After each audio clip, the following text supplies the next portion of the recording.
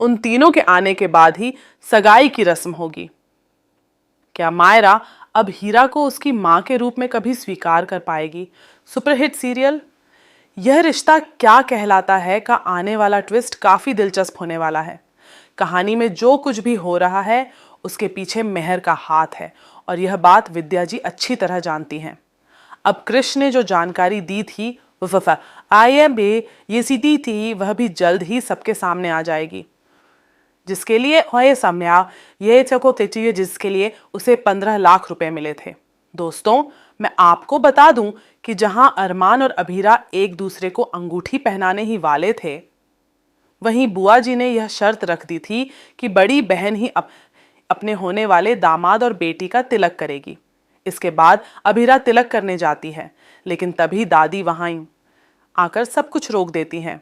इसके बाद अभीरा को अरमान से अंगूठी पहननी होती है और दादी सा अपनी अंगूठी निकाल कर देती हैं। कावेरी पोद्दार की उस अंगूठी को लेकर अरमान अभीरा को पहनाने ही वाला होता है कि तभी विद्या वहां पहुंच जाती है और कहती है कि अरमान अभीरा को अंगूठी नहीं पहना सकता।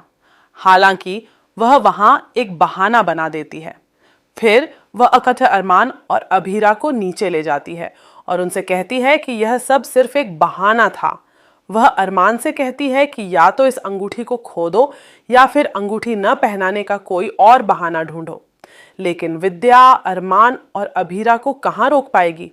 अरमान और अभीरा एक दूसरे में ऐसे खो जाते हैं जैसे कई सालों बाद मिले हों, जो कि सच भी है। हालांकि अब वे साथ नहीं रहते। अरमान जैसे ही अभीरा को अंगूठी पहनाता है, तभी सामने से मायरा पोद्दार की एंट्री होती है। अभीरा को देखकर मायरा एक बार फिर सदमे में चली जाती है। उसे वह सारे पल याद आ जाते हैं जब वह अपनी मां के लिए रोती रही थी, लेकिन अभीरा वापस नहीं आई थी।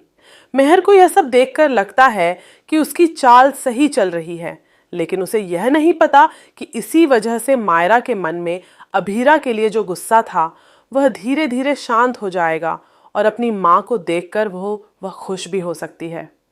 अभीरा मायरा को रोकने के लिए बाहर भागती है, लेकिन मायरा वहां से तेज भागकर एक ट्रक पर चढ़ जाती है। तभी उस ट्रक का एक्सीडेंट हो जाता है। अभीरा अपनी मायरा को गिरते हुए देखकर ऐसे चिल्लाती है जैसे उसका जिगर का टुकड़ा हो, और यह सच भी है। जब मायरा देखती है कि उसकी मां उसे बचाने के लिए अपनी जान तक जोखिम में डाल देती है, तब उसे एहसास होता है कि जो कुछ भी हो रहा था उसमें ज़रूर कुछ गड़बड़ है। अरमान भी अपनी आंखों के सामने यह सब देखकर यही महसूस करता है। इसके बाद अभीरा अपनी जान की परवाह किए बिना अपनी बेटी को बचाकर वापस लाती है। उधर सगाई की रस्म से पहले दादी एक और शर्त रख देती हैं कि अगर अरमान, अभीरा और मायरा वापस लौटते हैं तभी आर्यन की शादी होगी। अगर वे नहीं लौटते तो शादी नहीं होगी। दमयंती जी की इस बात से मनीषा को बहुत गुस्सा आता है, लेकिन वह कुछ कर नहीं पाती क्योंकि आर्यन भी इस शर्त को मानने के लिए तैयार है।